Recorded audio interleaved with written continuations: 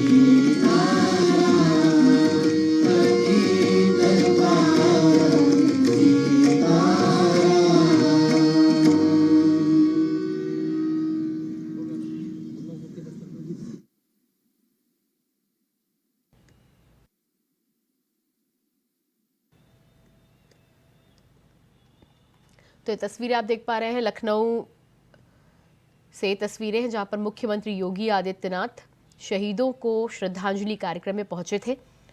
भजन संध्या का आयोजन किया गया था जहां पर मुख्यमंत्री इस कार्यक्रम में शामिल हुए। कार्यक्रम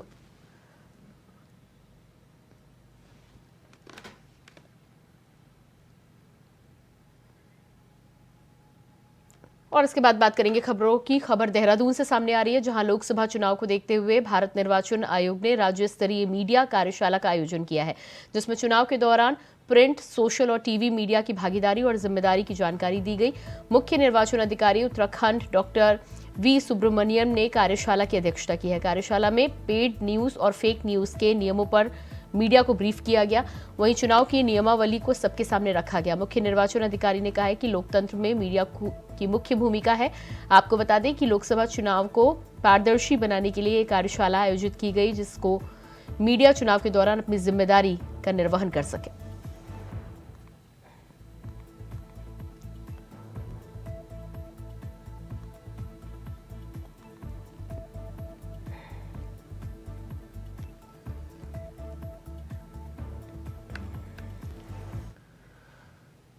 लोकसभा चुनाव की बेला के बीच में उत्तराखंड के राज्य तथा सांसद और बीजेपी के राष्ट्रीय मीडिया प्रमुख अनिल बलूनी ने खास बातचीत की। हमारे संवाददाता अभय कैतुरा से। चुनाव की बयान चल पड़ी है, तैयारियां जोरों पर हो रही है। हमारे साथ बातचीत करने के लिए हैं बीजेपी के राष्ट्रीय प्रमुख अनिल बलूनी जी, उनसे बातचीत करते हैं किस तरह की तैयारियां। सर, उत्तराखंड की 5 लोकसभा सीटें हैं, सभी की निगाह इन 5 लोकसभा सीटों पर रहती है क्योंकि उत्तराखंड से बड़ा संदेश जा रहा है। आप लोगों की तैयारी किस प्रकार से है? देखिए, भारतीय जनता पार्टी की बेहतरीन तरीके से तैयारी है। 5 लोकसभा की सीटों को पुनः उससे बड़े बहुमत से जीतने की तैयारी है। उत्तराखंड में हैट्रिक लगानी है, 3 बार लगातार 500 सीटों की। देश के अंदर हैट्रिक लगानी है और बहुमत के साथ जीतने की, और बड़े प्रचंड बहुमत के साथ जीतने की। तो हमारी तैयारी पूरी है। हम चुनाव का समय है, अपनी सारे कामकाज को लेकर जनता के पास जाने वाले हैं। जनता हमें पुनः आशीर्वाद देने वाली है। उस सब की तैयारी के लिए हम लोग अपनी बैठकें कर रहे हैं और मुझको लगता है कि उत्तराखंड में हमको कहीं भी कोई शंका नहीं है कि हम 5 सीटें पुनः जीतेंगे। सर, विपक्षी पार्टी कांग्रेस कह रही है कि अब की बार वो सब चीजें नहीं होंगी क्योंकि अगर अब की बार बीजेपी को वोट मिला तो फिर चुनाव नहीं होंगे, तानाशाही रवैया अपनाया जाएगा। देखिए, जब कांग्रेस के अध्यक्ष ये बात कहते हैं तो वो बहुत सारी चीज़ें भूल जाते हैं।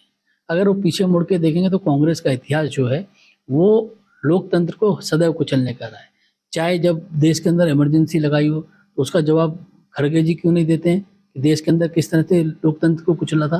क्यों नहीं खड़गे जी सोचते हैं कि 50 बार 356 लगा के राज्य सरकारों को रात की रात में हटा दिया गया था। क्यों नहीं सोचते हैं कि सुप्रीम कोर्ट के निर्णय को बदल दिया गया था। वो कौन याद करेगा। भारतीय जनता पार्टी सदैव खड़ी रही है कांग्रेस के खिलाफ इन चीज़ों को लेकर, और आज अगर कांग्रेस के राष्ट्रीय अध्यक्ष इस तरह की बात करते तो इनको शोभा नहीं देता है।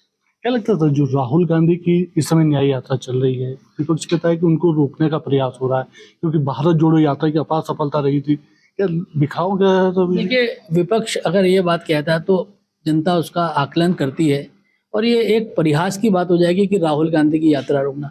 कौन राहुल गांधी की यात्रा को रोकना चाहेगा? क्या आपको लगता है कि राहुल गांधी जी की यात्रा से कोई निकलने वाला है?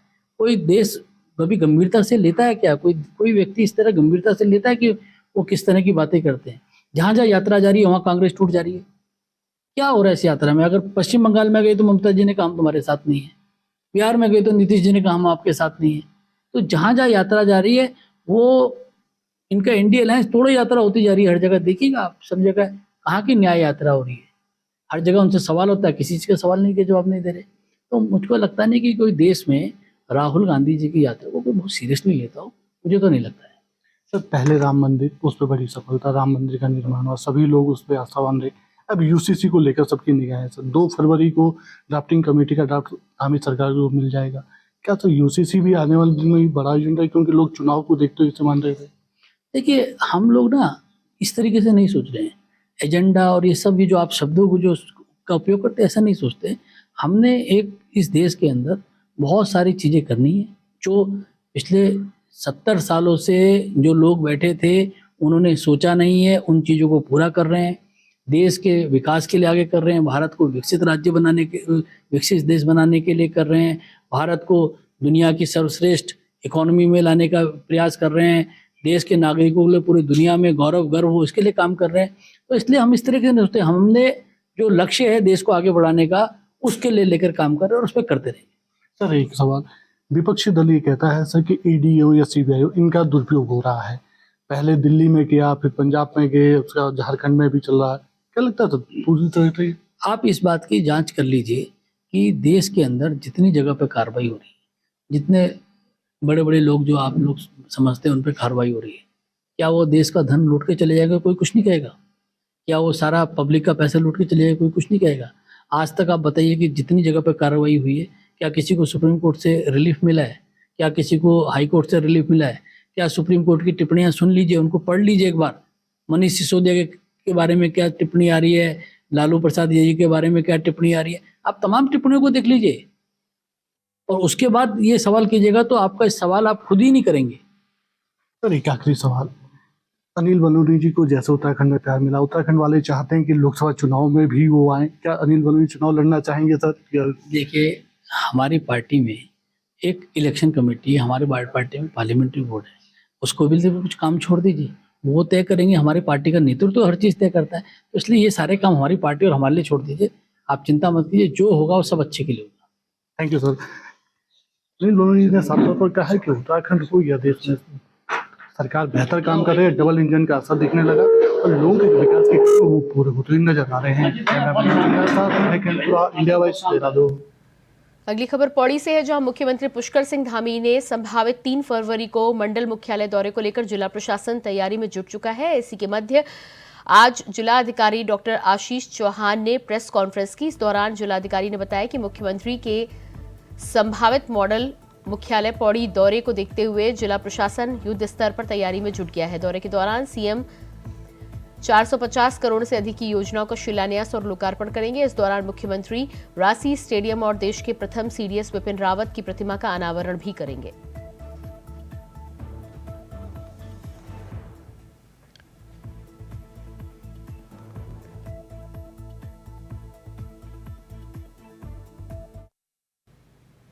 यूसीसी ड्राफ्ट पर कांग्रेस नेता हरीश रावत का बयान सामने आया है। उन्होंने कहा है कि पहले तो ड्राफ्ट देखना पड़ेगा, क्योंकि इन्होंने ड्राफ्ट अभी जारी नहीं किया है। यूसीसी का मतलब है जो सारे देश में लागू हो।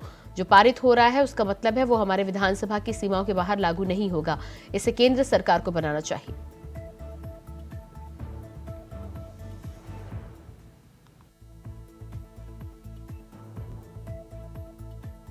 इन्होंने तो अभी जारी किया ही नहीं है। फिर दूसरी बात यह है, यूनिफॉर्म सिविल कोड का मतलब है कि जो सारे देश पे लागू हो। ये कोई टुकड़े टुकड़ा का नहीं है, ये कोई कोड है। ये कोड नहीं है कि अलग अलग आदमी का जो है, हरीश रावत का एक कोड, धामी का दूसरा कोड, तीसरे के कुछ और साइज का कोड। तो ये कैसा यूनिफॉर्म सिविल कोड है जो राज्य वाइज बन रहा है। ये जिसको हम पारित करेंगे विधानसभा में, वो हमारी विधानसभा की सीमाओं से बाहर लागू ही नहीं होगा। तो उसका क्या अर्थ है? असल में ये कानून यदि इनको बनाना है तो दिल्ली बनाए, केंद्र सरकार बनाए। ये तो खाली हमारे राज्य का पैसा बर्बाद करवा दिया, जिसका कोई मकसद नहीं है, केवल एक प्रचारात्मक महत्व है।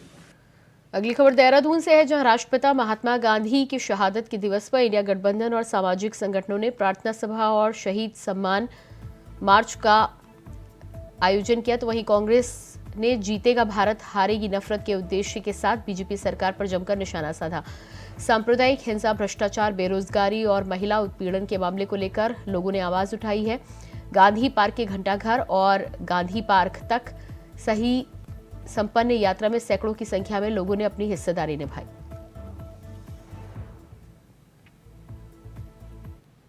समाज में हमने देखा है समय समय पर नफरती भाषण हुए हैं, कहीं कहीं पे हिंसा हुई है, और इसलिए लोगों को शंका है कि ये फैल रहा है हमारे समाज में, इसको फैलाया जा रहा है।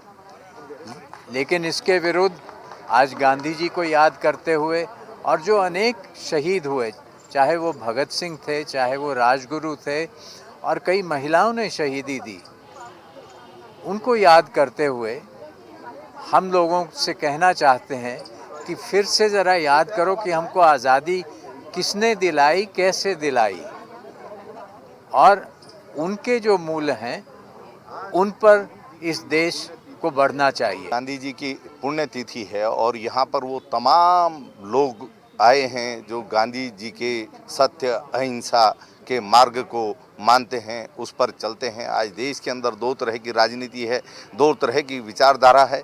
एक विचारधारा देश में नफरत पैदा कर रही है और एक विचारधारा वो है जो प्यार, मोहब्बत और सामाजिक भाईचारे और एकता का संदेश दे रही है।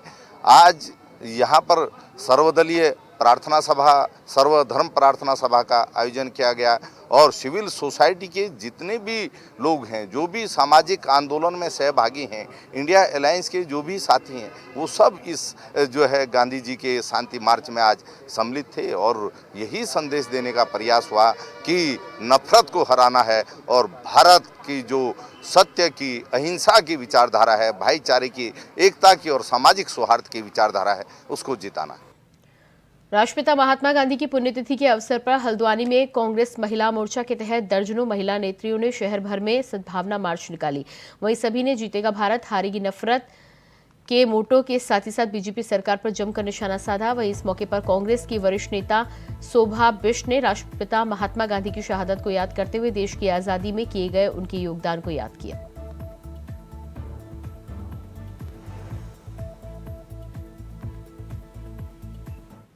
हमारे जो देश में जो हमारा देश महात्मा गांधी जी ने जो आजाद किया, उनका बलिदान हमारे सर्वोपरि है। और हम बार बार ये कहना चाहते हैं कि हम हिंदू, मुस्लिम, सिख, ईसाई हम सब आपस में भाई भाई हैं। और जब उनको गोली लगी, उनने राम राम करके और राम रघुपति राघव राजा राम गाया गया, उसमें उनने बोला।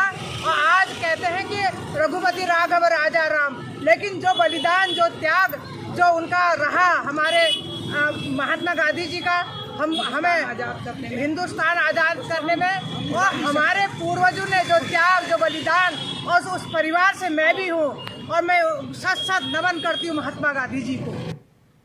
एसडीआरएफ के मुख्य आरक्षी राजेंद्र सिंह नाथ ने दक्षिण अमेरिका महाद्वीप के अर्जेंटीना में सबसे ऊंची चोटी माउंट अंकोकागुआ पर सफलतापूर्वक फतेह कर देश और उत्तराखंड पुलिस का नाम रोशन किया है। अभिनव कुमार पुलिस महानिदेशक उत्तराखंड महोदय ने सफलतापूर्वक आरोहण करने के लिए मुख्य आरक्षी राजेंद्र नाथ की सराहना की। देश और उत्तराखंड पुलिस का नाम गौरव करने के लिए पुलिस महानिदेशक महोदय ने हार्दिक शुभकामनाएं देते हुए 10,000 के नगद पुरस्कार की घोषणा की।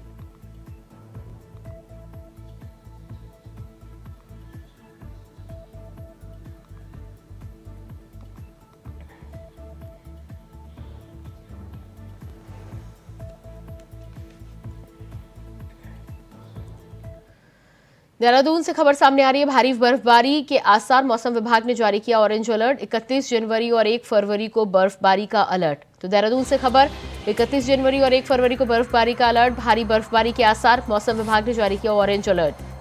3000 मीटर के ऊपर इलाकों में होगी भारी बर्फबारी। विक्रम सिंह मौसम निदेशक की तरफ से ये जानकारी सामने आई है। मौसम विभाग ने जारी किया ऑरेंज अलर्ट।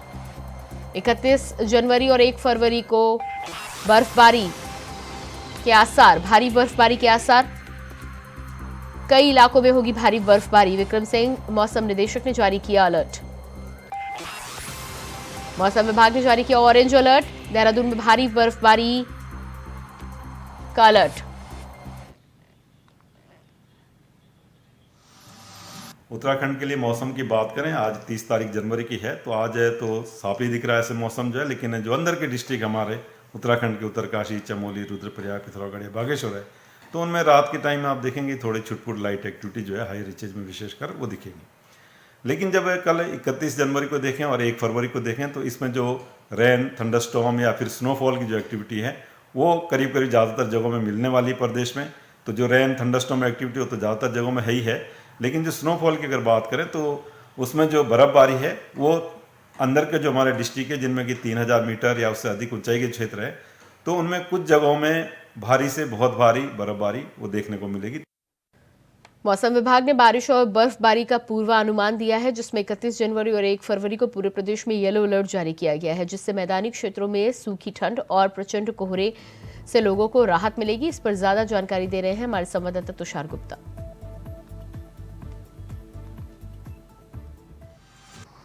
मौसम विभाग ने एक बार फिर मौसम को लेकर पूरा अनुमान किया है और 31 जनवरी और 1 फरवरी को पूरे प्रदेश भर में बरसात की जो चेतावनी है वो दी गई है। और इससे कहीं ना कहीं जो किसान है और आम जनमानस है उन्हें राहत मिल सकती है, क्योंकि 2 महीने से फिलहाल जो बारिश है और बर्फबारी है वो देखने को नहीं मिली है। बिल्कुल माइनस की अगर स्थिति है तो वो पहाड़ी इलाकों में देखने को मिली है, लेकिन जो बर्फबारी है वो और बरसात देखने से जो निचले इलाके हैं, मैदानी इलाके हैं, उस पर जो कोहरा छाया है और साथ साथ जो सूखी ठंड से जो लोग पीड़ित थे उन्हें कहीं ना कहीं जो राहत है वो इससे मिलेगी, क्योंकि मैदानी क्षेत्र का जो तापमान था वो कम था पहाड़ी क्षेत्रों से। ऐसे में जो विज्ञान के जो लोग हैं उन्होंने ये मान भी रहे थे कि जो ग्लेशियर हैं वो अत्यधिक इसमें पिघल रहे हैं, लेकिन जिस तरह से 31 और 1 तारीख का जो अलर्ट जारी किया गया है उसके बाद ये संभावना लगाई जा रही है कि मौसम फिर पलटेगा और इसके बाद जो बरसात है वो देखने को मिलेगी। कैमरा जर्नलिस्ट निशांत चौहान के साथ मैं तुषार गुप्ता, इंडिया वॉइस, देहरादून। अगली खबर लक्सर से है, जहां आसपास के इलाकों में बाढ़ से हुई तबाही का खामियाजा शुगर मिल और गन्ना विकास समिति को भुगतना पड़ रहा है। गन्ना समिति ने इस बार 1,50,00,000 कुंतल गन्ना खरीदने का टारगेट रखा था, लेकिन आधा गन्ना सीजन निकलने के बाद गन्ना समिति अभी तक मात्र 50 लाख कुंतल गन्ने की खरीदारी कर सकी है। गन्ना विकास समिति के विशेष सचिव सूरज भान ने बताया कि क्षेत्र के किसानों के पास इस बार कम ही गन्ना है, इसलिए समिति और शुगर मिल इस बार अपना गन्ना खरीद टारगेट पूरा नहीं कर पाएंगे, जिसके चलते शुगर मिल और चीनी का उत्पादन कम होगा, तो वहीं गन्ना विकास समिति को भी कमीशन का बड़ा झटका लगेगा।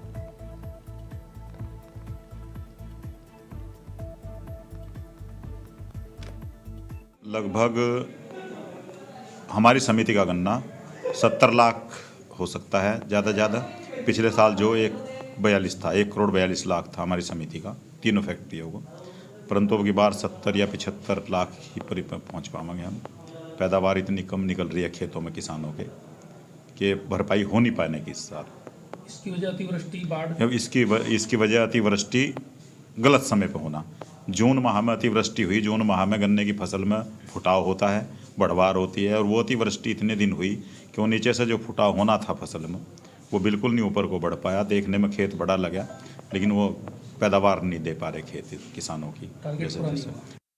अगली खबर हल्द्वानी से है, जहां मिलावट खोरी पर कमिश्नर दीपक रावत की बड़ी कार्रवाई देखने को मिली है। कमिश्नर दीपक रावत ने अपने कैंप ऑफिस से ओके हॉस्टल, बेस हॉस्पिटल होते हुए डीके पार्क का निरीक्षण करते हुए रामलीला मोहल्ला पहुंचे, जहां उन्होंने मावा आढ़त पर छापेमारी की। आपको बता दें कि खाद्य सुरक्षा विभाग ने मावे के सैंपल ले लिए हैं, जिनको टेस्ट करने के लिए भेज दिया गया है।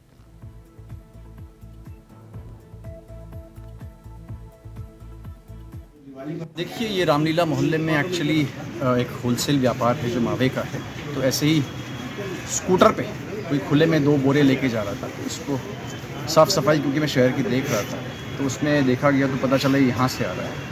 तो अंदर आने पे पता चला है कि ये मावा अलग अलग जगहों से आता है और सतन कॉस्ट आप इसको 210 रुपये किलो पे परचेज़ कर रहे हैं। इसको देख के डाउट हो रहा है कि इतना सस्ता कैसे है, और अगर दूध से वाकई बनेगा तो इसकी कीमत इतनी कम नहीं हो सकती। सेकेंडली, जो इसको बेचने का तरीका है, फर्श में नीचे रख के जो आप देख ही पा रहे हैं खुले में, ये भी एक उचित तरीका नहीं है साफ़ सफाई की दृष्टि से। आप जानते हैं मावा सभी मिठाइयों में यूज़ होता है, सभी घरों में जाता है और पब्लिक हेल्थ से जुड़ा हुआ मुद्दा है।